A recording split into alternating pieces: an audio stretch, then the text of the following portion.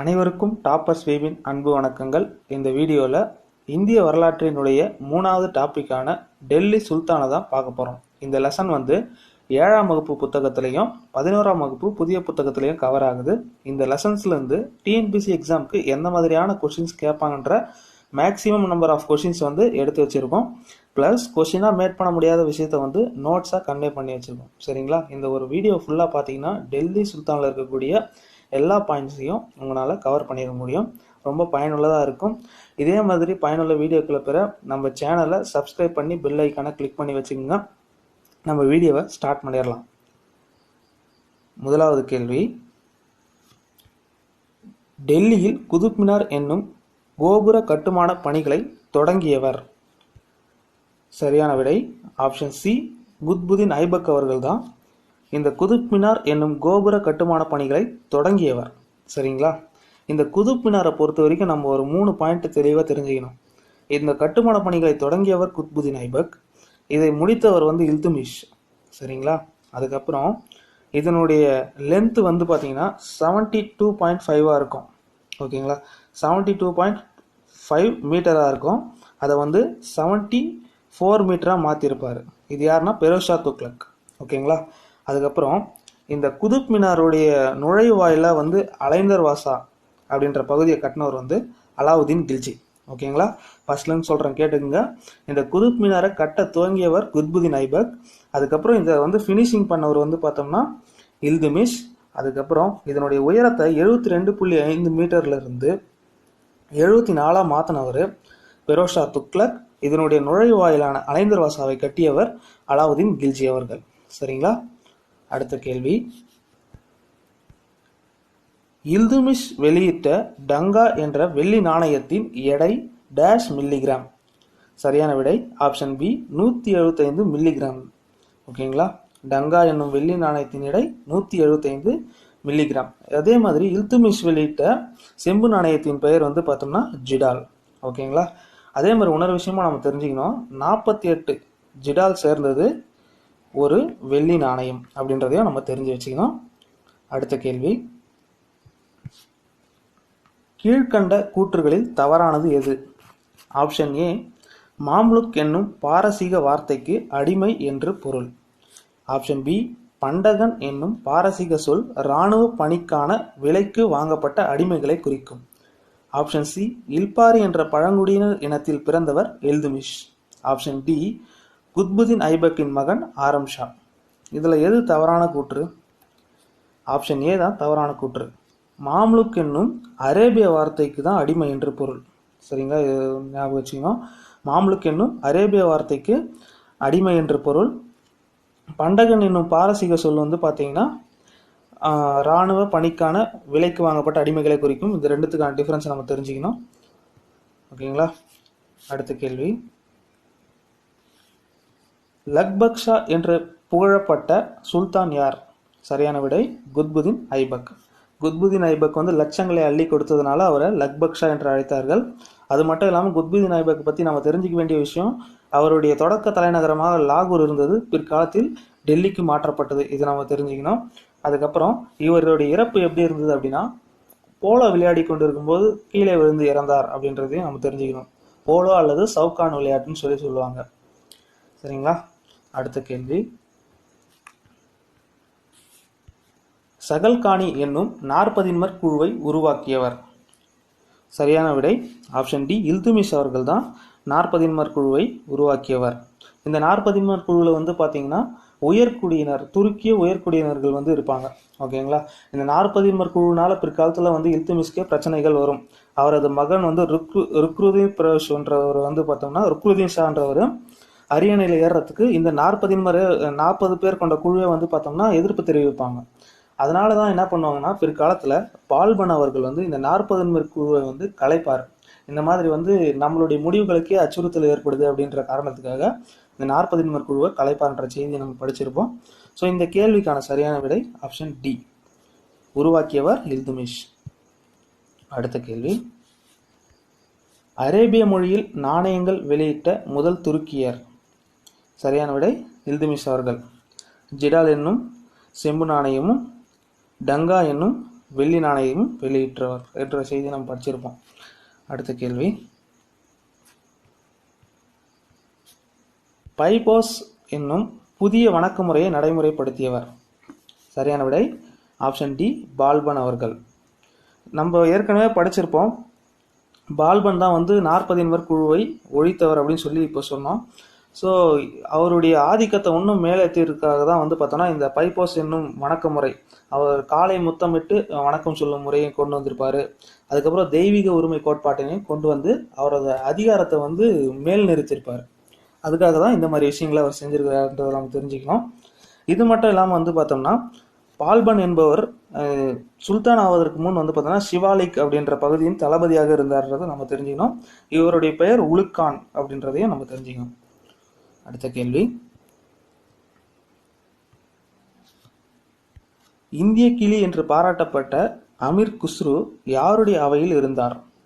சரியான விடை, அவர் வந்து அலாவுதீன் கில்ஜி அவையிலும் இருந்திருப்பார், பால்பன் அவையிலையும் இருந்திருப்பார். ஃபர்ஸ்ட் பால்பன் அவையில் இருந்தாருன்னு சொல்லி நம்ம படிப்போம். அதுக்கப்புறம் பால்பனின் காலம் முடிஞ்ச பிறகும் அவர் அலாவுதீன் கில்ஜி பீரியட்லேயும் கண்டினியூ பண்ணியிருப்பார். ஸோ ஏ மற்றும் சி சரியான விடை. இந்திய கிளி என்று பாராட்டப்பட்டவர் அமீர் குஸ்ருன்றதையும் நம்ம தெரிஞ்சுக்கணும். அடுத்த கேள்வி, இல்துமிஷ் காலத்தில் இராணுவ அதிகாரிகளுக்கு வழங்கப்பட வேண்டிய ஊதியம் எவ்வாறு அழைக்கப்பட்டது? ஆப்ஷன் சி, ஏ மற்றும் பி, இக்தாக்கள் அல்லது முக்திகள் என்று அழைக்கப்பட்டது. இது பிற்காலத்தில் முகலாயர் காலத்தில் ஜாகிர் அப்படின்ற அழைக்கப்பட்டதுன்றது நம்ம தெரிஞ்சுக்கணும். அடுத்த கேள்வி, இல்துமிஷ் எத்தனை ஆண்டுகள் ஆட்சி புரிந்தார்? ஸோ இந்த மாதிரி கொஸ்டின்ஸ் வந்து பார்த்தோன்னா புக்கில் கொடுத்துருக்கிறதுனால டைரெக்டாக கேட்டிருக்கோம். ஸோ ஆப்ஷன் பி, 26 ஆண்டுகள் ஆட்சி புரிந்தார். அடுத்த கேள்வி, ரஷ்யா உதவியாளராக நியமித்த எத்தோப்பிய அடிமையின் பெயர்? எத்தோப்பியா அல்லது அபிசீனிய அடிமைன்னு சொல்லுவாங்க. சரியான விடை ஜலாலுதீன் யாகுத். ஸோ இவரை வந்து அந்த பதவியில் நியமித்ததுனால வந்து பார்த்தோம்னா துருக்கி உயர்குடியினர் வந்து அதற்கு எதிர்ப்பு தெரிவிப்பாங்கிற செய்தி நம்ம படிச்சிருப்போம். ஓகேங்களா, அவரை வந்து என்ன பதவியில் நியமிச்சிருப்பாங்க ஜலாலுதீன் யாகுத் அப்படின்னா குதிரை லாயப் பணித்துறை, அதாவது அமீர் இ ஆகூர் அப்படின்ற பதவியில் நியமிச்சிருப்பாங்க. ஸோ இதுக்கு தான் வந்து பார்த்தோன்னா உயர்குடியினர் எதிர்ப்பு தெரிவிப்பாங்க. அடுத்த கேள்வி, டெல்லி சுல்தான்கள் வரிசையில் வந்த முதல் பெண் அரசி ரஷ்யா. இது ஈஸியான கொஸ்டின் தான், பட் இம்பார்ட்டன்ட் கொஸ்டின். அடுத்த கேள்வி, திவானி அர்ஸ் என்னும் தனி படைப்பிரிவு ஒன்றை உருவாக்கியவர்?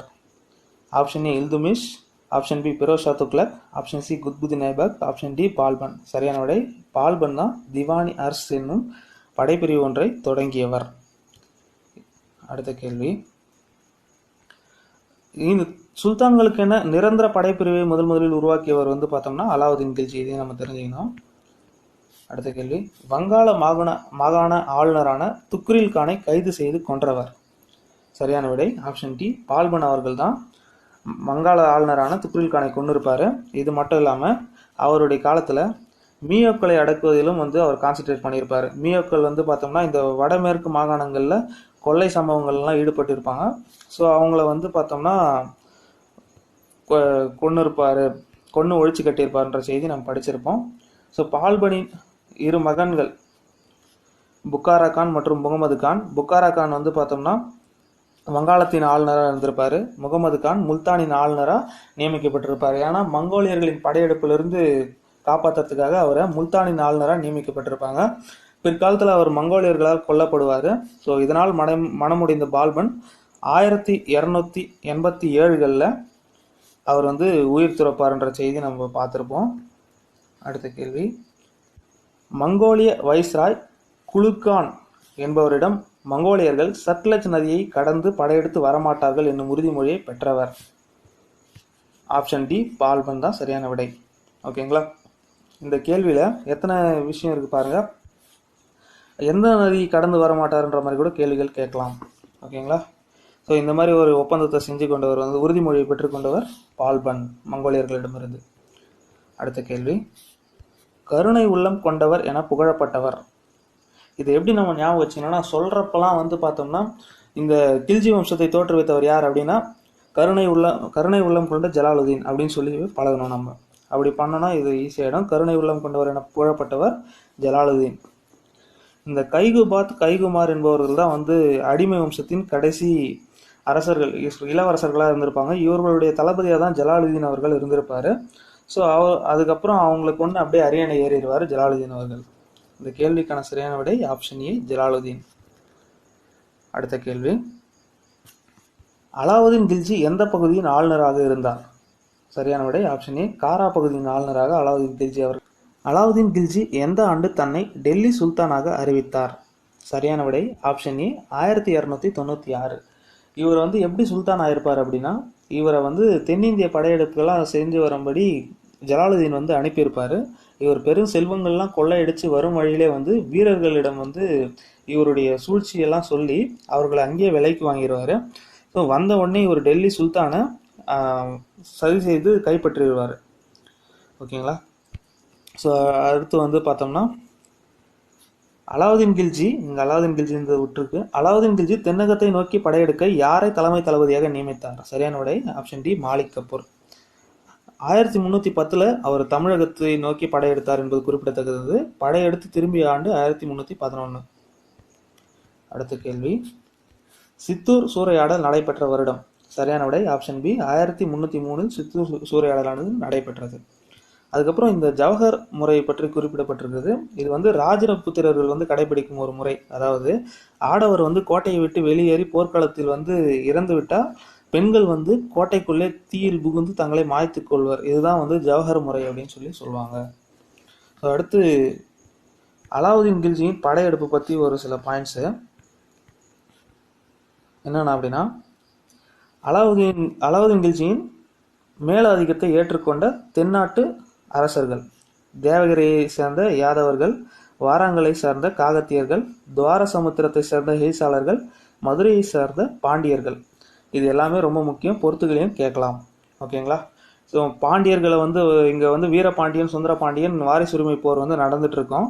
இந்த இடத்துல வந்து இவர் சுந்தரபாண்டியனுக்கு சப்போர்ட் பண்ணுவாருன்ற செய்தியை பார்த்துருப்போம், மாலிக் கபூர்.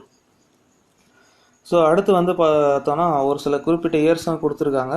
அலாவுதீன் கில்ஜியின் படையெடுப்பு: தோவாப் 1305, தேவகிரி 1296, 1307, 1314, குஜராத் 1299, 1300, ரந்தம்பூர் 1301, சித்தோர் 1303, மால்வா 1305. ஸோ இந்த இயர்ஸும் முக்கியம் இதில். அடுத்த கேள்வி, கீழ்கண்டவற்றுள் எது அலாவுதீன் கில்ஜியின் சீர்திருத்தங்கள்? ஆப்ஷன் ஏ, குதிரைகளுக்கு சூடு போடும் முறை. ஆப்ஷன் பி, நிரந்தர படையை உருவாக்கிய முதல் சுல்தான். ஆப்ஷன் சி, அங்கன்வாடி விலைகள் சீர்திருத்தங்களை கொண்டு வந்தவர். ஆப்ஷன் டி, மேற்கொண்டும் அனைத்தும் தான் சரியானது. ஸோ இந்த அங்காடி விலை சீர்திருத்தங்களை கொண்டு வரதுல இன்னும் ஒரு விஷயம் என்ன பண்ணியிருப்பார் அப்படின்னா, எடைகளில் எந்த அளவுக்கு முறைகேடுகள் நடக்குதோ அந்த அளவுக்கான சதை வந்து அவர்களிடமிருந்து அறுத்து எறியப்படும் அப்படின்ற விஷயத்தையும் இவருடைய பீரியடில் கடைபிடிச்சிருப்பாங்க. இதை நம்ம தெரிஞ்சு வச்சுக்கணும். அடுத்த கேள்வி, எந்த சுல்தான் தெய்வீக உரிமை கோட்பாட்டில் நம்பிக்கை கொண்டிருந்தார்? Option A, Iltutmish. Option B, Firoz Shah Tughlaq. Option C, Qutbuddin Aibak. Option D, Balban. நம்ம ஏற்கனவே இதை பற்றி சொல்லியிருந்தோம். எதுக்காக இவர் இந்த மாதிரி முறையெல்லாம் கொண்டு வந்தார்? 40 குழுவை ஒழிச்சிருப்பார். இவருடைய அதிகாரத்தை வந்து மேலவங்க செஞ்சிருப்பார். ஸோ தெய்வீக உரிமை கோட்பாடுனா அரசனை வந்து தெய்வத்தின் பிரதிநிதியாக இல்லது அரசனையே கடவுளாக காட்டிக்கொள்ளும் ஒரு முறை தான் வந்து இந்த கோட்பாடு. ஸோ இதை கொண்டு வந்தவர் வந்து பால்பன். அடுத்த கேள்வி, முகமது பின் துக்ளக்கின் இயற்பெயர்? இது வந்து ப்ரீவியஸ் இயர், அதாவது இந்த வருஷத்தில் நடந்த ஒரு எக்ஸாம்லேயே இதை கேட்டிருந்தாங்க. சரியான விடை ஜினாகான். ஜினாகான் என்பதுதான் முகமது பின் துக்ளக்கின் இயற்பெயர். ஸோ இந்த துக்ளக் வம்சத்தை தோற்றுவித்தவர் வந்து கியாசுதீன் துக்ளக் அவர்கள். இதையே நம்ம தெரிஞ்சுக்கணும். இவரது இயற்பெயர் காசி மாலிக். இவருக்கு அடுத்து வரவர் தான் முகமது பின் துக்ளக். அடுத்த கேள்வி, அதுக்கு முன்னாடி வந்து பார்த்தோம்னா இந்த துக்ளக் வம்சமான தோற்றுவிக்கப்பட்டது 1320. அடுத்தது, டெல்லியிலிருந்து தேவகிரிக்கு தலைநகரை மாற்றியவர்? இது சுல்தான்களே ஒரு முக்கியமான கேள்விகளில் ஒன்று. ஆப்ஷன் பி, முகமது பின் துக்ளக் அவர்கள் தான். தேவகிரி அல்லது தௌலதாபாத் அப்படின்னு சொல்லி சொல்லுவாங்க அந்த பகுதியை. அடுத்த கேள்வி, துக்லகாபாத் என்னும் புதிய நகரை நிர்மாணம் செய்ய அடிக்கல் நாட்டியவர்? சரியான விடை கியாசுதீன் துக்ளக் அவர்கள். இந்த மாதிரி கேள்விகளும் ரொம்ப முக்கியம். ஓகேங்களா. அடுத்து 26வது கேள்வி. முரண்பாடுகளின் மொத்த உருவம் என்று அழைக்கப்பட்டவர்? முகமது துக்ளக் அவர்கள். இவருடைய சீர்திருத்தங்கள்லாம் பார்த்தோம்னா எல்லாம் ஃபெயிலியர்லேயே முடியறதுனால இவரை முரண்பாடுகளின் மொத்த உருவம் என்று அழைக்கப்படுவார். இவருடைய சீர்திருத்தங்கள் என்னென்னா, தோவாப் வரியை உயர்த்துவார், தலைநகரை டெல்லியிலிருந்து தேவகிரிக்கு மாற்றுவார், அதுவும் ஃபெயிலியர் ஆகிடும். அதுக்கப்புறம் நாட்டினுடைய பொருளாதாரத்துக்காக இவர் புதிய நாணயங்கள்லாம் வெளியிடுவார். அதாவது செப்பு நாணயங்கள், அடையாள நாணயங்கள் என்று அழைக்கப்பட்ட செப்பு நாணயங்களை வெளியிடுவார். அதுவும் நிறைய கள்ள நாணயங்கள் வந்ததுனால ஃபெயிலியர் ஆயிரும். ஸோ இவர் எடுத்துன்னு வர எல்லா திட்டமும் அட்வான்ஸாக இருந்ததுனால காலம் கை கொடுக்காதனால மொத்தம் ஃபெயிலியர்லேயே முடியும். இதனால் இவர் முரண்பாடுகளின் மொத்த உருவம் என்று வரலாற்று ஆசிரியர்களால் வர்ணிக்கப்படுகிறார். அடுத்த கேள்வி. வாராங்கல் அரசன் பிரதாபருதனை வெற்றி கொண்டவர்? சரியான விடை ஆப்ஷன் ஏ ஜினா கான், அதாவது முகமது பின் துக்ளக் அவர்கள் தான். அடுத்த கேள்வி. கீழ்கண்டவற்றுள் எது முகமது பின் துக்ளக் நடவடிக்கைகள்? ஆப்ஷன் ஏ நிலவரியை பணமாக வசூலிக்கப்பட வேண்டும் என்று ஆணை பிறப்பித்தார். ஆப்ஷன் பி தோவாப் பகுதிகளில் நிலவரியை உயர்த்தினார். ஆப்ஷன் சி செப்பு நாணயங்களை அடையாள பணமாக வெளியிட்டார். ஆப்ஷன் டி மேற்கண்ட அனைத்தும். சரியான விடை மேற்கண்டும் அனைத்தும் சரியானவை. என்னென்ன பார்த்தோம்? நிலவரியை பணமாக வசூலிக்க வேண்டும் என்று ஆணை பிறப்பித்தார். இதை நேரடியாக இப்படியே கூட கேட்கலாம். அதே மாதிரி பார்த்தோம்னா கொள்ளையடிக்கிறப்போ, போருக்கு போயிட்டு கொள்ளையடிக்கிறப்போ அதில் பங்கு தராமல் வீரர்களுக்கு பணமாக ஊதியத்தை தந்தவர் யார் அப்படின்னா அலாவுதீன் கில்ஜி அவர்கள். இதையும் நம்ம ஞாபகம் வச்சுக்கணும். அடுத்த கேள்வி. கீழ்கண்ட கூற்றுகளில் எது தவறான கூற்று? ஆப்ஷன் ஏ மதுரை 1334 தனி சுல்தானியமாக உருவானது. ஆப்ஷன் பி 1346 வங்காளம் சுதந்திர அரசானது. ஆப்ஷன் சி 1351 முகமது பின் துக்ளக் மரணம் அடைந்தார். ஆப்ஷன் டி மேற்கண்டும் அனைத்தும் சரி. இதுதான் சரியான விடை. ஸோ இந்த தனி சுல்தானம்லாம் ஏன் உருவாகுது அப்படின்னா, முகமது பின் துக்ளக் அந்த ஆட்சி முறையானது ரொம்ப சீர்குலைந்து போயிருக்கிறதுனால இந்த தென்னிந்தியாவில் இருக்கக்கூடிய பாமினி பேரரசுகள், அதுக்கப்புறம் விஜயநகர பேரரசுகளை உருவாகுதுன்றதை அந்த டாப்பிக்கில் நம்ம படிச்சிருப்போம். ஸோ அதுதான் இது. அடுத்த கேள்வி. மீண்டும் டெல்லி சென்று அடைந்த போது, அதாவது டெல்லியிலிருந்து தௌலதாபாத் போயிட்டு திருப்பம் மீண்டும் டெல்லி அடைந்த போது காலியாக கைவிடப்பட்டதாக இருந்தது, ஆனால் குறைந்த அளவு மக்களுடன் இருந்தது என்று கூறியவர் யார் அப்படின்னா இபான் பதுதா, மொராக்கா நாட்டு பயணி. அவர் தான் இந்த ஸ்டேட்மெண்ட்டை சொல்லியிருப்பாரு. ஸோ மார்க்கோ போலோ வெனிஸ் நாட்டு பயணி, நிக்கோலோ கோண்டி இத்தாலி நாட்டு பயணி, டோமிங்கோ பயஸ் போர்ச்சுகல் நாட்டு பயணி. நிக்கோலோ கோண்டி, டோமிங்கோ பயஸ்லாம் விஜயநகர பேரரசு காலத்தில் வந்திருப்பாங்க. மார்க்கோ போலோ பாண்டிய பேரரசு காலத்தில் வந்திருப்பாரு. ஸோ இபான் பதுதா இந்த சம்பவத்தை பற்றி, தலைநகரம் மாற்றின சம்பவத்தை பற்றி கூறியிருப்பார். இபான் பதுதா உணர் ஸ்டேட்மெண்ட்டையும் சொல்லியிருப்பார். அதாவது ரஷ்யா சுல்தானா ஒரு ஆணை போலவே குதிரையில் பயணம் செய்தார், ஆண் வீரனை போலவே பயணம் செய்தார் அப்படின்ற ஒரு ஸ்டேட்மெண்ட்டை இபான் பதுதா சொல்லியிருப்பார். இபான் பதுதா ஒரு மொராக்கா நாட்டு பயணி. அடுத்த கேள்வி. தக்கான பிரச்சனையில் தலையிட வேண்டும் என கேட்டுக்கொண்ட பாமினி இளவரசர் விடுத்த அழைப்பை ஏற்க மறுத்தவர்? சரியான விடை ஆப்ஷன் டி பெரோஷா துக்ளக் அவர்கள் தான் இதை பண்ணியிருப்பாரு. இவர் இந்த மாதிரி பிரச்சனைகள்லாம் போய் தலையிடாம சூபி துறவிகளின் ஆலோசனை பெயரில் அமைதியான ஆட்சியை கொடுக்கணும் அப்படின்னு சொல்லி விரும்பியிருப்பாரு. அடுத்த கேள்வி. தக்காவி என்னும் விவசாய கடன்களை தள்ளுபடி செய்தவர்? பெரோஷா துக்ளக் அவர்கள் தான் இதுவும். அது மட்டும் இல்லாமல் அவர் நிறைய ஏரிகள், கால்வாய்கள், குளங்கள்லாம் விட்டிருப்பாருன்றதையும் நம்ம படிச்சிருப்போம். ஜியா உல்பரணி என்ற அறிஞரை ஆதரவித்தவரும் பெரோஷா துக்ளக் அவர்கள். சரியான விடை பெரோஷா துக்ளக். ஜியோ உல்பரணி என்ற அறிஞரை ஆதரித்தவர் பெரோஷா துக்ளக். அடுத்த கேள்வி. கீழ்கண்டவற்றுள் பெரோஷா துக்ளக்கின் சீர்திருத்தங்கள் எது? ஆப்ஷன் ஏ பொது பணிக்கு முக்கியத்துவம் கொடுத்து பாசன கால்வாய்களை வெட்டினார். அடுத்தது பிராமணர்கள் மீது ஜசியா வரி விதிக்கப்பட்டது. ஆப்ஷன் சி திவானி கிராமத் திருமண அமைப்புகள், தார் உல் பா மருத்துவமனை போன்ற அமைப்புகளை ஏற்படுத்தினார். ஆப்ஷன் டி மேற்கண்ட அனைத்தும் சரி. சரியான விடை ஆப்ஷன் டி தான், மேற்கண்ட அனைத்தும் சரி. ஓகேங்களா. இதெல்லாம் நம்ம படித்து வச்சுக்கணும். திவானி கிராமத் என்னும் அமைப்பை உருவாக்கியவர் அல்லது தார் உல் பா என்னும் அமைப்பை உருவாக்கியவர் யாருன்றதெல்லாம் நம்ம படித்து வச்சுக்கணும். அடுத்த கேள்வி. ஸோ அதுக்கு முன்னாடி வந்து பார்த்தோம்னா இந்த வரிகள் பற்றியும் வந்து ப்ரீவியஸ் கொஸ்டினில் கேட்டிருந்தாங்க. ஓகேங்களா, இது குறிப்பாக வந்து பெரோஷா துக்ளக் காலத்தில் விதிக்கப்பட்ட ஒரு வரிகள் என்னென்னா, கரோஜ் என்பது வந்து விளைச்சலில் 10% வழங்க வேண்டியது. ஓகேங்களா, கரோஜ் என்பது விளைச்சலில் 10% வழங்க வேண்டியது. கம்ஸ் என்பது போர்களில் கைப்பற்றிய பொருட்களில் 5% தர வேண்டியது. ஓகேங்களா, ஸோ இந்த கம்ஸ் எப்படி ஞாபகம் வச்சுக்கலாம் அப்படின்னா, போரில் கைப்பற்றின பொருட்களில் கமிஷன் தரணும் அப்படின்ற மாதிரி ஞாபகம் வச்சுக்கலாம். ஸோ ஜசியா வரினா தலைவரி நம்மளுக்கே தெரியும். அதாவது முஸ்லீம் அல்லாதவர்கள் மீது விதிக்கப்படும் வரி தான் ஜசியா வரி. ஜகாத் வரி அப்படின்றது வந்து இஸ்லாமிய மத சடங்குகள் செய்வதற்கு வசூலிக்கப்படும் வரி தான் வந்து ஜகாத் வரி. ஸோ இந்த ஜகாத் வரி ஜசியா வரியை ரிலேட் பண்ணி ஞாபகம் வச்சுக்கோங்க. கம்ஸ் என்பது போர்களில் கைப்பற்றப்பட்ட பொருட்களில் 1/5 தர வேண்டியது. கரோஜ் என்பது விளைச்சலில் 10% நம்ம ஞாபகம் வச்சுக்கணும். ஸோ அடுத்த கேள்வி, தாமர்லைன் என்று அழைக்கப்பட்ட தைமூரின் படையெடுப்பு எப்போ நடந்தது? 1398. அடுத்த கேள்வி, ஸோ இது வந்து ஒரு கொஸ்டின் இல்லை, ஒரு கண்டென்ட் மாதிரின்னு வச்சுக்கோங்களேன். என்னன்னா, மத்திய ஆசியாவில் சாமர்கண்ட் மற்றும் அதை சுற்றியுள்ள பகுதிகளை ஆட்சி செய்த டேஷ்ன்றதுல தைமூர் வந்துடணும். ஸோ தைமூர் நினைவு சின்னங்களை கட்டுவதற்கும் நினைவு சின்னங்கள் கட்டுவதற்காக தச்சு வேலை செய்வோர், கட்டட கலைஞர்கள் போன்றவரை இந்திய கைவினைஞர்களுடன் அழைத்து சென்றார்.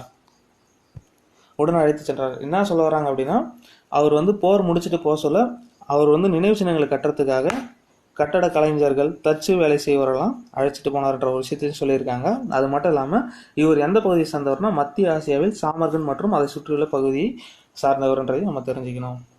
அடுத்த கேள்வி, தைமூர் யாரை டெல்லியின் பிரதிநிதியாக நியமித்து சென்றார்? சரியான விடை ஆப்ஷன் ஏ, கிசர்கான். இவர் தான் வந்து சையது வம்சத்தை தோற்றுவித்தவர்ன்றதை நம்ம ஞாபகம் வச்சுக்கணும். அடுத்த கேள்வி,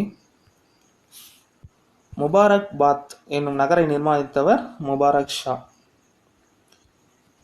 அடுத்த கேள்வி, பகலுல் லோடி மாலவத்தின் மீது படையெடுத்து அதை வென்றதால் கானா என்றும் பட்டத்தை அவருக்கு சூட்டியவர். சரியான விடை ஆப்ஷன் சி, முகமது ஷா தான் அவருக்கு இந்த பட்டத்தை சூட்டியிருப்பார். ஓகேங்களா, ஸோ பகலுல் லோடி தான் பிற்காலத்தில் லோடி வம்சத்தையும் தோற்றுவிச்சிருப்பார்ன்றதை நம்ம ஞாபகம் வச்சுக்கணும். ஸோ அதுக்கடுத்த கேள்வி, ஷனாய் இசையை மிகவும் விரும்பியவர்? ஆப்ஷன் பி, சிக்கந்தர் லோடி தான் ஷனாய் இசையை மிகவும் விரும்பியவர்ன்றது ஞாபகம் வச்சுக்கணும். பகலுல் லோடி வம்சத்தை நிறுவியவர். அடுத்த கேள்வி, ஆக்ரா நகரை நிர்மாணித்த சுல்தான் யார்? சரியான விடை ஆப்ஷன் பி, சிக்கந்தர் லோடி. ஏற்கனவே துக்லகாபாத் என்னும் நகரை நிர்மாணித்தவர் கியாசுதீன் துக்ளக்ன்றதை பார்த்தோம். அதே மாதிரி ஆக்ரா நகரை நிர்மாணித்தவர் வந்து பார்த்தோம்னா பகலுல் லோடி அப்படின்றத நம்ம ஞாபகம் வச்சுக்கணும். ஸோ அதுக்கப்புறம் வந்து பார்த்தோம்னா 1526 இப்ராஹிம் லோடியுடன் பாபருக்கு ஏற்படும் பானிபட் போரோட டெல்லி சுல்தானியம் வந்து ஓவர் ஆகும். ஸோ இவர் வந்து யார் போய் பாபர்கிட்ட கம்ப்ளைண்ட் பண்ணுவா அப்படின்னு பார்த்தீங்கன்னா தௌலத் கான் அவர்கள் கம்ப்ளைண்ட் பண்ணுவார்ன்றதை நம்ம ஞாபகம் வச்சுக்கணும். ஸோ இதுதான் வந்து சுல்தானில் இருக்கக்கூடிய கொஸ்டின்ஸ். ஸோ இதை தவிர நோட்ஸ் இருக்குது. இந்த நோட்ஸை வந்து நம்ம அப்படியே ஒரு ரிவிஷன் மாதிரி பார்த்துடலாம். ஸோ இதில் ஃபஸ்ட்டு பாயிண்ட் என்ன சொல்கிறாங்க அப்படின்னா, அல்பரனியை பற்றி சொல்லியிருக்காங்க. அல்பரனின்றவர் வந்து கஜினி மாமுதுவுடன் இந்தியா வந்தவர். இது வந்து ஃபஸ்ட்டு பாயிண்ட். இவர் எழுதிய நூல் கிதாப் உல் ஹிந்த் அப்படின்ற நூல் என்று எழுதியிருக்காரு. அதுக்கப்புறம் இவர் யூக்னிடீன் அப்படின்ற கிரேக்க நூலை சமஸ்கிருதத்தில் மொழிபெயர்த்திருக்காரு. அதுக்கப்புறம் ஆரியபட்டரின் முக்கிய நூலான ஆரியபட்டியத்தை உலகிற்கு, மேலை நாடுகளுக்கு தெரியப்படுத்தியதன் மூலம் பிற நாடுகளுக்கு ஒரு பாலமாக இருந்தார் அப்படின்றத சொல்லியிருக்காங்க. 3 விஷயங்கள் சொல்லியிருக்காங்க. இதை நல்லா ஞாபகம் வச்சுக்கணும். கிதாப் உல் ஹிந்த் என்ற நூலை எழுதியவர், யூக்ளிடின் அப்படின்ற நூலை சமஸ்கிருதத்தில் மொழிபெயர்த்தவர், ஆரியபட்டியத்தை உலகிற்கு தெரியப்படுத்தியவர் அப்படின்ற மாதிரி 3 செய்திகளை அல்பரனியை பற்றி கொடுத்துருக்காங்க. அடுத்த பாயிண்ட், சுனில்குமார் அப்படின்ற வரலாற்று ஆசிரியர் என்ன சொல்றாரு அப்படின்னா, பாரசீக வரலாற்று ஆவணங்கள் டில்லி சுல்தானியம் குறித்து மிகைப்படுத்தி கூறுகின்றன. ஆனால் அதை எந்தவித ஆட்சேபனையும் இல்லாமல் வந்து விமர்சனமும் இல்லாமல் நவீன கல்விப்புலத்தில் சேர்க்கப்பட்டுள்ளது அப்படின்ற மாதிரி ஒரு விஷயத்தை சுனில்குமார் அவர்கள் சொல்லியிருக்காரு. ஸோ அடுத்த பாயிண்ட்டு, பெரோஷா துக்ளக் என்பவர் வந்து அடிமைக்கென தனி ஒரு துறையை ஏற்படுத்தினார் அப்படின்ற மாதிரி நாம் படிச்சிருப்போம். ஸோ இதில் என்ன சொல்கிறாங்க அப்படின்னா வந்து, கான் ஜஹான் ஹூல் அப்படின்றவர் வந்து 2000க்கும் மேற்பட்ட பெண்ணடிமைகளை வைத்திருந்தார் அப்படின்ற செய்தியை சொல்லியிருக்காங்க. அது மட்டும் இல்லாமல் பெரோஷா துக்ளக்கின் காலத்தில் இருந்த 1,80,000 அடிமைகளில் 12,000 பேர் கைவினைஞர்களாக பணிபுரிந்தனர் அப்படின்ற மாதிரி ஒரு செய்தியும் கொடுத்துருக்காங்க. ஸோ அடுத்த பாயிண்ட்டு நம்ம ஏற்கனவே முதல்ல பார்த்தது தான், இந்த குதுப் மினாரானது 72.5 74 பெரோஷா துக்ளக்கால் உயர்த்தப்பட்டது அப்படின்ற செய்தி கொடுத்துருக்காங்க. அடுத்து ஜஸியா வரியை பற்றி சொல்லியிருக்காங்க. ஜஸியா வரி என்பது முஸ்லீம் அல்லாதவர்கள் மீது விதிக்கப்படும் வரியாகும். ஸோ இந்த வரியை வந்து தலைவரி அப்படின்னும் அழைப்பாங்க. இந்தியாவில் முதல் முறையாக இந்த வரியானது குத்புதீன் ஐபக் காலத்தில் விதிக்கப்பட்டது. இந்த வரியை ரத்து செய்தவர் அக்பர். மீண்டும் அவுரங்கசீப்பால் இந்த வரி விதிக்கப்பட்டது. அடுத்து தில்லி சுல்தானி ஆட்சியின் ஒட்டுமொத்த வரலாற்றிலேயே ஒருத்தர் வந்து தாமாக முன் வந்து டில்லிக்கு வெளியே சென்று மனநிறைவோடும் அமைதியோடும் வாழ்ந்த ஒரே சுல்தான் யார் அப்படின்னா ஆலம் ஷா அவர்கள். அடுத்தது கலீஃபாக்களை பற்றி சொல்லியிருக்காங்க. கலீஃபாக்கள் வந்து பார்த்தோம்னா முகமது நபியின் வாரிசுக்கள். ஸோ இவங்களை பற்றி என்ன சொல்கிறாங்க இதில் அப்படின்னா, 1258 பாக்தாக் நகரை மங்கோலியர்கள் கைப்பற்றும் வரை கலீஃபாக்கள் அந்த பகுதியை ஆட்சி செய்தனர் அப்படின்ற ஒரு விஷயம் சொல்கிறாங்க. அதுக்கப்புறம் 1516-17களில் ஆட்டோமானியர் வெற்றி பெறும் வரை எகிப்தில் ஆட்சி செய்தனர். பின்னர் ஆட்டோமானியர்கள் வெற்றி பெற்ற பின்னர் அந்த சுல்தான்களே வந்து பார்த்தோம்னா கலீஃபா பகுதியில் அமர்ந்து விட்டனர். இந்த பதவியானது முற்றிலுமாக எப்போது ஒழிக்கப்பட்டது அப்படின்னா 1920 முஸ்தபா காமல் அப்படின்றவர் பதவியேற்ற பின் இந்த கலீஃபா பதவியானது ஒழிக்கப்பட்டது அப்படின்னு சொல்லியிருக்காங்க. ஸோ அடுத்து இதில் என்ன சொல்லியிருக்காங்க அப்படின்னா, கஜிராகா கோயில் மத்திய பிரதேசத்தில் இருக்குதுன்ற நமக்கு தெரியும். ஸோ இது வந்து ஒரு ஃபேமஸான கோயில், ராஜபுத்திரர்கள் கட்டினமான கலைகளிலே. ஸோ இந்த கோயிலை வந்து கட்டியவர்கள் யார் அப்படின்னா புந்தேல்கந்த் சந்தேலர்கள் அப்படின்றத நம்ம தெரிஞ்சுக்கணும். அடுத்து நாலந்தா பல்கலைக்கழகத்தை பற்றி சொல்லியிருக்காங்க. நாலந்தா பல்கலைக்கழகமானது குமாரகுப்தர் காலத்தில் கட்டப்பட்டு அர்ஷர் காலத்தில் செழிப்புற்றது அப்படின்ற செய்தியை படிச்சிருப்போம். ஸோ இதை வந்து அழித்தவர் பக்தியார் கில்ஜி. இவர் வந்து கோரி கூட வந்து தளபதியாக வந்திருப்பார். 1203களில் இந்த வங்காள பீகார் படையெடுப்பின் போது இந்த நாலந்தா பல்கலைக்கழகமானது அழிக்கப்பட்டிருக்கும். சரிங்களா? அடுத்து நம்ம ஏற்கனவே பார்த்தது தான் அலாவுதீன் கில்ஜியின் படையெடுப்புகள். தோவா படையெடுப்பு, தேவகிரி படையெடுப்பு, குஜராத் ரந்தம்பூர் படையெடுப்பு, சித்தோர் படையெடுப்பு, இதெல்லாம் ஆண்டுகள் ஏற்கனவே பார்த்துட்டோம். அடுத்த பாயிண்ட்டு, முகமது பின் துக்ளக் வேளாண்மையை கவனித்து கொள்ள திவான் இ அமீர் கோஹி அப்படின்னு தனித்துறையை உருவாக்கினார். இப்படி நேரடியாக கேட்கப்படலாம். திவானி இ அமீர் கோஹி என்னும் தனித்துறையை வேளாண்மையை கவனித்துக் கொள்ள உருவாக்கிய சுல்தான் வந்து முகமது பின் துக்ளக் அவர்கள். அதே மாதிரி நிலவரியை பணமாக செலுத்தி சொன்னவர் வந்து பார்த்தோம்னா அதுவும் முகமது பின் துக்ளக் அவர்கள். அடுத்தது பெரோஷா துக்ளக்கின் சாதனைகள் பற்றி குறிப்பிடப்பட்டிருக்குது. முதல்ல என்ன கொடுத்துருக்காங்க அப்படின்னா, சட்லஜ் நதியிலிருந்து ஹான்சிக்கு வெட்டிய கால்வாயும் யமுனையிலிருந்து வெட்டிய மற்றொரு கால்வாயும் பெரோஷா துக்ளக்கின் வலுவான பொதுப்பணி வளர்ச்சி கொள்கையை காட்டுகிறது. ஸோ இந்த மாதிரி கால்வாய் வெட்டினது அப்படின்னாலே பெரோஷா துக்ளக்ன்றது நம்மளுக்கு டக்குன்னு ஞாபகம் வந்துடணும். அதுக்கப்புறம் பிரபுக்களுடன் அரசு அலுவலகங்களுடனும் சமரச போக்கை கடைபிடித்தார். சித்திரவதை போக்கை ஒழித்தார். அடிமை நலத்துறையை உருவாக்கினார். இதெல்லாம் வந்து முக்கியமான விஷயங்கள் பெரோஷா துக்ளக்கில். ஸோ அதுக்கடுத்தது டெல்லியில் உள்ள கோட்லா கோட்டையை அமைத்தவர் பெரோஷா துக்ளக். ஸோ தற்போது இந்த டெல்லியில் உள்ள கோட்லா என்பது வந்து பார்த்தோம்னா அருண்ஜேட்லி ஸ்டேடியம் அப்படின்னு சொல்லி பேர் மாற்றிருக்காங்க. ஏற்கனவே அது பெரோஷா கோட்லா அப்படின்றது இருந்தது, அதையும் நம்ம தெரிஞ்சுக்கணும். அதுக்கப்புறம் அலாவுதீன் கில்ஜியின் படையெடுப்பின் காரணமாக தென்னிந்திய அரசுகள் அவரது மேலாதிக்கத்தை ஏற்றுக்கொண்டன. அந்த அரசுகள் தான் கொடுத்துருக்காங்க: தேவகிரி யாதவர்கள், வாராங்கல் காகத்தியர்கள், துவார சமுத்திரத்தை சார்ந்த ஹைசாளர்கள், மதுரையை சார்ந்த பாண்டியர்கள் அப்படின்றத நம்ம தெரிஞ்சுக்கணும். அடுத்தது இறுதியாக நம்ம பார்க்க போகிற விஷயம், சுல்தான் காலத்தில் பதவி வகித்த அமைச்சர்களுக்கு என்னென்ன பெயர் அப்படின்ட்டு. வசீர் என்பவர் வந்து பார்த்தோம்னா பிரதம மந்திரி அண்ட் நிதி அமைச்சர். திவானி ரிசாலத் என்பவர் வெளியுறவுத்துறை அமைச்சர். சுதர் உஸ் சாதர் என்பவர் வந்து இஸ்லாமிய சட்ட அமைச்சர். திவானி இன்ஷா என்பவர் அஞ்சல் துறை அமைச்சர். திவானி அர்ஸ் என்பவர் பாதுகாப்பு அல்லது படைத்துறை அமைச்சர். காசி உல் கசாத் என்பவர் நீதித்துறை அமைச்சர்.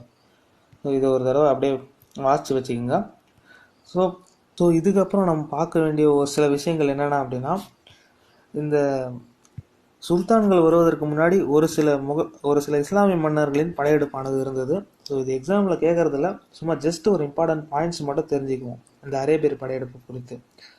712 முகமது பின் காசிம் என்பவர் முதலில் சிந்துவின் மீது படையெடுத்தார் அப்படின்ற செய்தியை தெரிஞ்சுக்கணும். ஸோ அடுத்து அதுக்கு பின்னாடி கஜினி படையெடுப்பார். எப்போ அப்படின்னா கிபி 1000 படையெடுப்பார். அதனை தொடர்ந்து 17 முறை அவர் படையெடுத்திருப்பார். இதில் முக்கியமாக குறிப்பிடத்தகுந்த படையெடுப்பு எது அப்படின்னு பார்த்தோம்னா 1025 சோமநாதபுரம் படையெடுப்பு இவரின் படையெடுப்பிலே மிகவும் குறிப்பிடத்தகுந்தது அப்படின்னு சொல்லலாம். சரிங்களா? அதுக்கடுத்து கஜினியின் மறைவுக்கு பிறகு கோரி அவர்கள் படையெடுப்பார். கோரியின் படையெடுப்புல முக்கியமானது தரையின் போர். 1191 முதலாம் தரையின் போர் பிருத்திவிராஜ் சௌகானுக்கும் கோரி அவர்களுக்கும் நடக்கும். ஓகேங்களா? சவுகானுக்கும் கோரிக்கும் நடக்கும்.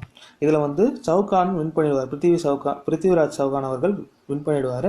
அதுக்கப்புறம் 1192 இரண்டாம் தரையின் போர் நடக்கும். இதில் தான் கோரி அவர்கள் சௌகானை தோற்கடிச்சிருவார். அதுக்கப்புறம் அவரது ஆதிக்கம் படிப்படியாக இந்துஸ்தானத்தில் நீள ஆரம்பிக்கும். அதுக்கடுத்தது 1194 பார்த்தோம்னா சந்தாவர் போர் நடக்கும். இதுலேயும் ஜெயச்சந்திரனை வீழ்த்தி கோரி அவர்கள் வெற்றி பெற்றுவார். ஸோ அதுக்கப்புறம் பார்த்தோம்னா 1203 பார்த்தோம்னா இந்த பக்தியார் கில்ஜி என்பவர் வங்காள பீகார் படையெடுப்பை நடத்தியிருப்பார். இதில் தான் நாலந்தா பல்கலைக்கழகம்லாம் இடிக்கப்பட்டிருக்குன்ற செய்தியை படிச்சிருப்போம். ஸோ பிறகு கோரி இறந்த பிறகு கோரி இறக்கிறதுக்கு முன்னாடியே இங்கே குத்புதீன் ஐபக்கை ஆளுநராக நியமிச்சுட்டு போயிருப்பார். கோரி இறந்த பிறகு அந்த ஆளுநர்கள்லாம் அப்படியே இங்கே ஆட்சி பண்ண ஆரம்பிச்சிருவாங்க. அதுதான் நம்மளுக்கு சுல்தானிய அரசுகளாக வந்ததுன்றதை நம்ம படிச்சிருப்போம். சரிங்களா? அது மட்டும் இல்லாமல் முக்கிய வம்சங்கள் எந்தெந்த காலத்தில் எவ்வளோ காலம் ஆட்சி பண்ணாங்கன்னு சொல்லி இந்த டெல்லி சுல்தானியத்தை பற்றி ஒரு ஓவர்வியூ பார்த்துருவோம். ஸோ ஃபஸ்ட்டு அடிமை வம்சம் 1206 1290 வரைக்கும் ஒரு 84 ஆண்டு காலம் ஆட்சி பண்ணியிருப்பாங்க. அதுக்கப்புறம் கில்ஜி ஆட்சியானது பார்த்தோம்னா 1290 1320 வரைக்கும் ஒரு 30 ஆண்டுகள் ஆட்சி பண்ணியிருப்பாங்க. இதுதான் இருக்கிறதுலே குறைந்த அளவு ஆட்சி செஞ்சது. கொஸ்டினும் கேட்டிருக்காங்க, எந்த சுல்தானிய ஆட்சியாளர் அதாவது வம்சமானது குறைந்த காலம் ஆட்சி செய்திருக்கிறது அப்படின்னு சொல்லி கேட்டிருக்காங்க. அது ஆன்சர் கில்ஜி வம்சம். அதுக்கடுத்து துக்ளக் ஆட்சி பார்த்தோம்னா ஒரு 94 ஆண்டுகள் இருந்திருக்கும். இதுதான் பார்த்தோம்னா இந்த 5 ஆட்சியாளர்கள்லேயே மிக அதிகமாக ஆட்சி செய்தவர்கள். அதுக்கடுத்தது சையத் வம்சம் 1414 1451 வரை. அதுக்கப்புறம் லோடி வம்சமானது 1451 முதல் 1526 வரை முதலாம் பானிபட் போர் வரை தொடர்ந்திருக்கும். சரிங்களா? அதுக்கடுத்தது இதில் மாமுலுக் ஆட்சியில் முக்கியமான அரசர்கள் யார்? ஃபஸ்ட்டு குத்புதீன் ஐபக். குத்புதீன் ஐபக் பற்றி என்ன தெரிஞ்சுக்கணும் அப்படின்னா அவர் லக்பக்ஷா என்று அழைக்கப்பட்டவர். அவர் தான் லாகூரிலிருந்து டெல்லிக்கு தலைநகரை மாற்றியிருப்பார். அதுக்கப்புறம் அவர் போலோ என்னும் விளையாட்டு விளையாடி கொண்டு இருக்கும் பொழுது கீழே இறந்திருப்பார் அப்படின்ற செய்தி நம்ம தெரிஞ்சுக்கணும். அதுக்கடுத்து இல்துமிஷ் குதுப்பினரை கட்டி முடித்தவர். அவரது மகன் ஆரம்ஷா குத்புதீன் ஐபக்கின் மகனான ஆரம்ஷாவை வென்று இவர் ஆட்சியை பிடித்திருப்பார் என்ற செய்தியை நம்ம தெரிஞ்சுக்கணும். அதுக்கப்புறம் இவர் 40 குழுவை உருவாக்கியவர் அப்படின்றது ஒரு முக்கியமான விஷயம். டங்கா ஜிடால் போன்ற நாணயங்களை வெளியிட்டவர். அதுக்கப்புறம் பால்மன் 40 குழுவை ஒழித்தவர். திவானி அர்ஸ் என்ற ஒரு பிரிவை உருவாக்கியவர். அதுக்கப்புறம் பைபோஸ் மற்றும் தெய்வீக உரிமை கோட்பாட்டினை கொண்டு வந்தவர். அதுக்கப்புறம் கில்ஜி வம்சத்தில் பார்த்தோம்னா முக்கியமானவர் அலாவுதீன் கில்ஜி தான். ஸோ ஜலாலுதீன் கில்ஜி பார்த்தோம்னா கருணை உள்ளம் கொண்டவர் அப்படின்னு சொல்லுவாங்க. இவர் தான் கில்ஜி வம்சத்தை தோற்றுவித்தவர். அதுக்கப்புறம் அலாவுதீன் கில்ஜி நிறைய தென்னாட்டின் படையெடுப்புகளை, அதாவது எப்படி கேட்பாங்கன்னா தென்னாட்டின் மீது படையெடுத்த முதல் சுல்தான் யார் அப்படின்னா அலாவுதீன் கில்ஜின்றதை நம்ம தெரிஞ்சுக்கணும். இவரது தளபதி தான் மாலிக் கபூர் அவர்கள். அவர் 1310 தென்னாட்டில் படையெடுத்திருப்பார். பாண்டியர்களுக்கு இடையான வாரிசுரிமை போரை தீர்த்திருப்பார். கடைசியில் ராமேஸ்வரத்தில் பார்த்தோம்னா ஒரு பள்ளிவாசலை நிறுவியிருப்பார்ன்ற செய்தி நம்ம பார்த்துருப்போம். ஸோ அதுக்கப்புறம் துக்ளக் ஆட்சியில் மிக முக்கியமானவர்கள் பார்த்தோம்னா ஃபஸ்ட்டு கியாசுதீன் துக்ளகாபாத் என்னும் நகரை நிர்மாணித்திருப்பார். ஸோ அடுத்து முகமது பின் துக்ளக் பல சீர்திருத்தங்கள் தோல்வியில் முடிந்திருக்கும் முரண்பாடுகளின் மொத்த உருவமாக இருந்திருப்பார். ஸோ என்ன அப்படின்னா தோவாபரி அதிகரித்திருப்பார், அடையாள நாணயங்களை வெளியிட்டிருப்பார், அதுவும் தோல்வியில் முடிஞ்சிருக்கும். டெல்லியிலேருந்து தேவகிரிக்கு தலைநகரை மாற்றிருப்பார். ஸோ இதை வரிசைப்படுத்தி சொல்லணும் அப்படின்னா ஃபஸ்ட்டு என்ன பண்ணியிருப்பார், தோவாப் நிலவரியை உயர்த்திருப்பார். அதுக்கப்புறம் தலைநகரை டெல்லியிலிருந்து தேவரிக்கு மாற்றிருப்பார். அதுக்கப்புறம் பணங்கள், அடையாள பணங்களே வெளியிட்டிருப்பார். ஸோ இப்படி காலவரிசையாகவும் கேட்கலாம். அதுக்கடுத்து வந்து பார்த்தோம்னா பெரோஷா துக்ளக் நிறையா ஏரிகளையும் குளங்களையும் வெட்டியிருப்பார். அதுக்கப்புறம் வந்து வேற என்ன பண்ணியிருப்பார், அடிமைகளுக்கென தனி நலத்துறை அமைச்சகத்தை உருவாக்கியிருப்பார்.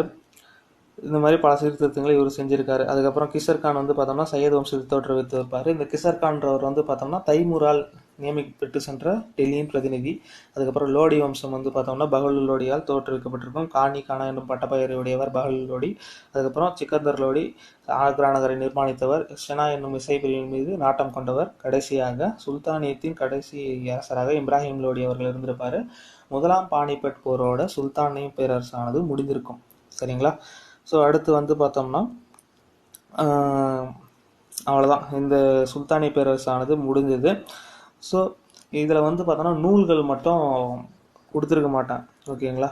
இந்த நூல்கள்லாம் தொகுத்து, இந்த வரலாற்றில் இருக்கக்கூடிய எல்லா நூல்களையும் தொகுத்து ஒரு வீடியோவாக ஃபைனலாக கொடுத்துடலாம் அப்படின்ட்டு தான். இதில் கொடுத்தா வந்து உங்களுக்கு கன்ஃபியூஸ் ஆயிரும். சரிங்களா?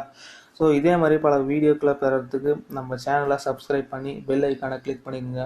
இந்த வீடியோ உங்களுக்கு பிடிச்சிருந்தது அப்படின்னா லைக் பண்ணி உங்கள் ஃப்ரெண்ட்ஸுக்கெல்லாம் ஷேர் பண்ணுங்கள். மறக்காமல் உங்களுடைய கருத்துக்களை கமெண்ட் பண்ணுங்கள்.